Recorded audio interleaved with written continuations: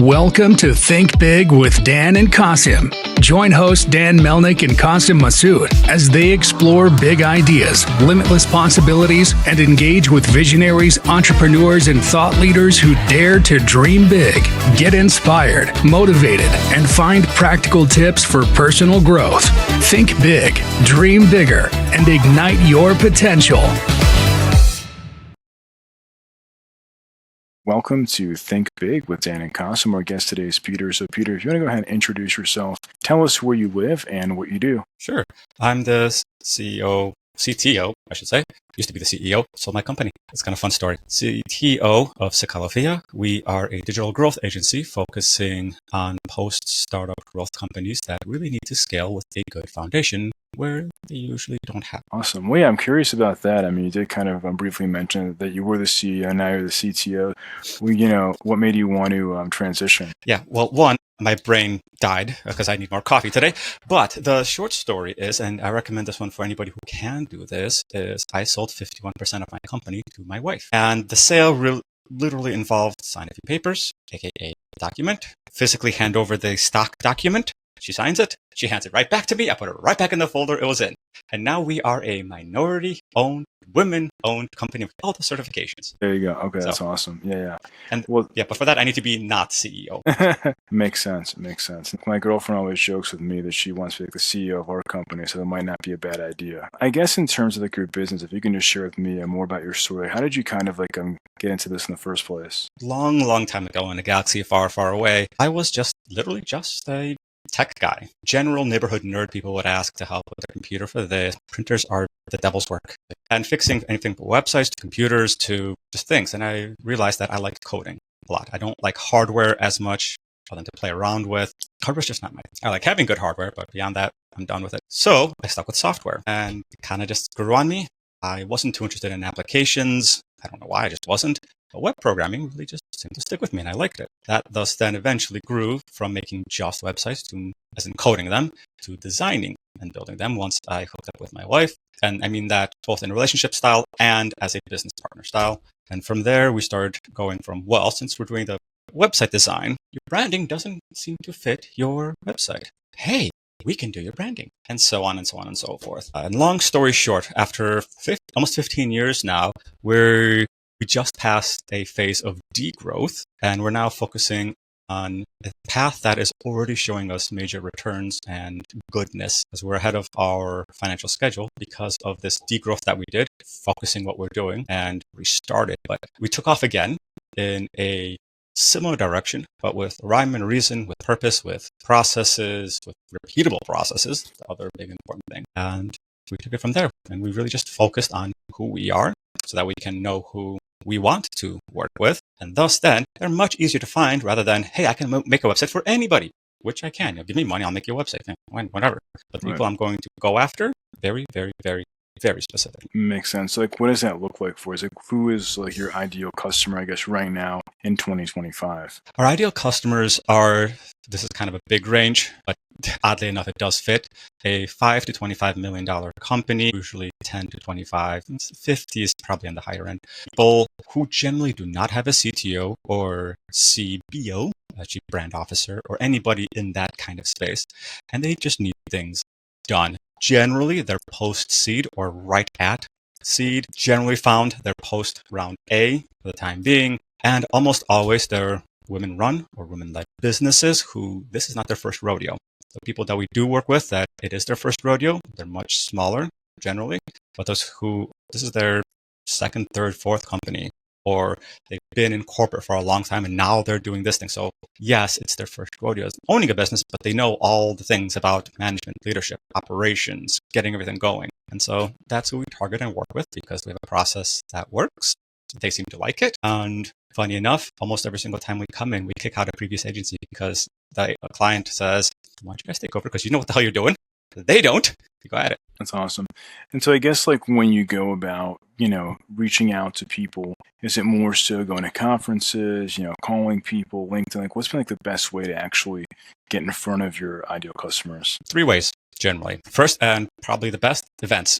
Be it you run an event, you go at an event, you speak at an event. I know there's there are different scenarios for each of those, but events, period. Speaking, I'm kind of considering speaking gigs, keynote speeches, free webinars, being on podcasts, going to physical events, the absolute best. Speaking at physical events, that's top notch. Being on a panel, the keynote speaker, really, really great. But that is number one. I know people love the whole remote culture thing. I do too. I literally work from home. So do all my employees. I get that. Welcome to being a human.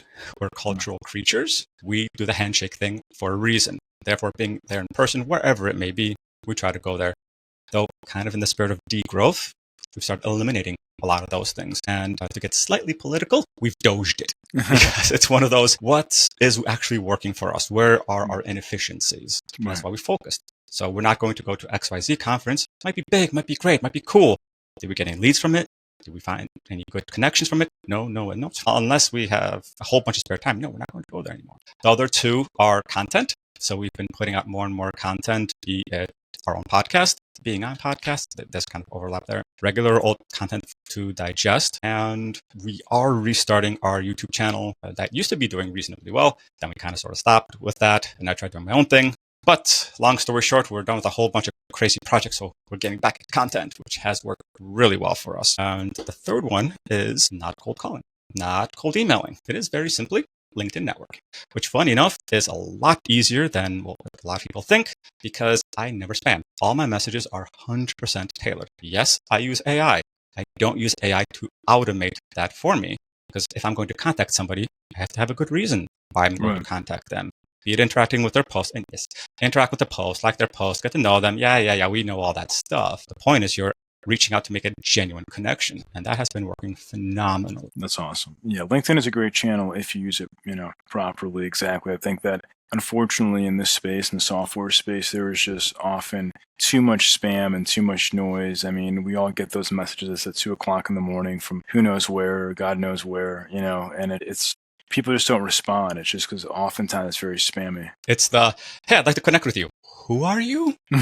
Okay. Just this past week, and I don't know what it has been actually the past 2 weeks, I've been getting, I think, like 20, 30 invites per 6 days or so. And it's all people from this one specific geographic area in the world. I'm not going to say where, but I look at them and like, why are you connecting me? We have absolutely nothing in common. You're a sales associate, which is, not to sound mean, really low level. You're connecting with me. Why? What value do you offer me in my network? None. It's looking to sell you something. Yeah, exactly. Yeah. Every single time from that particular location on the planet, never once. No, one business owner. He owns like 3 businesses, has like 300 employees, really great guy, very huge nerd, puts out content himself. That guy, yes. Overwhelmingly else. Everybody else is hey, we'd like to connect. Okay. Yeah, and then they keep messaging you. It's like, did you get my message? Did you get my message? It's like, yes, I got the last, 10 of them. But I guess I'm also just curious. We're talking like a bit earlier about your background. So have you always been an entrepreneur or did you ever, work in corporate? Like, what did that look like for you? In my age now, I'm 40 now. I kind of do wish I went corporate for a little bit, see what all the fuss is about and learn some things from them. But no, I've actually never been in corporate. I did have a job back in the day, but it wasn't corporate. I worked at the university. Before that, I was a caddy carrying golf clubs. Sucked really because I found out I am not an outdoors person. So yay me. I did not get paid well. And before that though, my entrepreneurial spirit really started with that geeky, nerdy stuff I told you about. Right. Because I realized, well, they're asking me to fix this and this and this, and why don't I start charging them? So I did. Right. And they're like, okay, here's the money. I'm like, holy shit, people give me money. Okay, this is cool. And that took me thus then. And what really took off for me in terms of entrepreneur is I started selling donuts in high school. Krispy Kreme is a pretty big brand here in the USA. I don't know about anywhere else in the world. Their donuts are phenomenal when you get them fresh. You can also reheat them. Works really well. They're hard to find. There's not too many locations because for some reason people prefer Dunkin' Donuts. I don't know why. They have good coffee though. And I'm like, okay. So somebody used to teachers started bringing donuts to school. And eventually I asked her, hey, can you bring a box for me? I'll pay you for the box. She said, sure, why not? So she started bringing me a box every single time she went, which was about 2 or 3 times per month. By the time I got to lunch, the whole box was sold with me selling donuts for $2 a piece. So box cost me between 8 and 12, $2 a piece for 12 donuts. Good profit there. There you go. It's awesome. And then, I I guess right now, especially like in the software space, like as you know, AI is like the $1 billion question, right? So I'm curious, like how you're leveraging AI when it comes to actual dev work, like what you're seeing like in the market today. Sure, I'll answer that in a few ways. The first is the most important I find is, should anybody be using AI? Very simple answer is yes, you should be. But here's the big part. You shouldn't be using it just because everybody else is using it. What is your process? What is AI actually going to do in your set process that will enhance your work and cover the cost and value and time of dealing with, and I'm using the word dealing with, AI, that phrase for a reason, because a lot of the time it's not. And sometimes AI is already built into what you have. Why spend more tools on things you already have?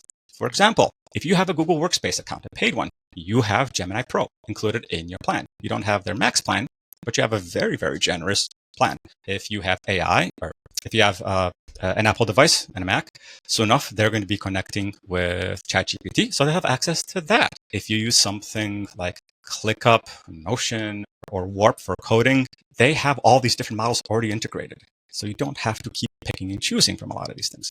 But again, where in your process is it actually going to fit, where it gives you a benefit, gives you a value, and makes things better? The simple version of that question is, if a human does it versus the machine doing it, which is cheaper? Are you going to spend $10, $20, $30, $40, $50,000 on a whole AI system for your organization? Or just have John Smith in the back end, the junior you just hired, for $15 an hour doing the little task you need him to do? Person, just go do that thing. It's cheaper. Why not? So that's where I think it's going. Because yes, AI is going to get rid of some jobs. But I think a few people have already said this, is it's not going to wreck the economy. It's going to largely automate entry-level jobs, which is going to be a huge problem. But that's not the topic we're talking about. That's a whole can of worms in and of itself. But it's going to eliminate those things. And what AI is good for is some process automation. For coding, for example, it's good to knock out some little things here and there that you just kind of never really got to, because why put effort into it? For example, I'm using it right now to vibe code a new version of our corporate website. Why? Yes, I have a whole dev team behind me. Why am I vibe coding? AI, go do things. And then 10 minutes later, haha, look, I have 3/4 of a web page. Hooray. And the team is doing their client work things while I just kind of chug along on this thing, because I don't even have our new design yet. So I'm just building the framework, just chug along. It's not taking any resources from me. And that's where AI is great, to assist humans. Even if you go with an AI-first approach for your processes, it's still AI assisting humans to get their work done. Look at the MIT study. 95% or so of AI investments have not been profitable in terms of ROI. Yeah, people just threw all this money. Hey, let's use AI for this thing. Let's go do that thing. I don't remember which company this was, but they decided to do a test. They need to build out a new component. Real true story. Again, I don't remember who it was though. They need to build out a new component. They estimated that if their development team got on it, they'd get it done in 11 weeks. They decided, let's do a test. Let's check out this AI thing. 100% done by AI. 16 weeks. They're like, what kind of BS is this? Because a lot of the time, most of the time, they were fighting with the AI to get them the correct answer if they knew what it was. But that's not the point of the project. AI is great. It can do a lot of foundational stuff, a lot of repetitive stuff. Think of it like, I don't know, one of those little picker robots in a factory. It can do picking and sorting really well. Ask that exact same robot to go draw you a picture. Good luck. Ask that robot, which has just an arm picking things, to go walk. It's not, because they're not made for these things. And AI is great for those foundational things, repeatable things, basic things you kind of just want to knock out and get out of the way. Why do taking out the trash? If you've ever watched The Jetsons, I know I'm dating myself here, you have robots doing all the menial stuff. Take out the trash, clean this, do the laundry, cook some basic stuff. Sure, why not?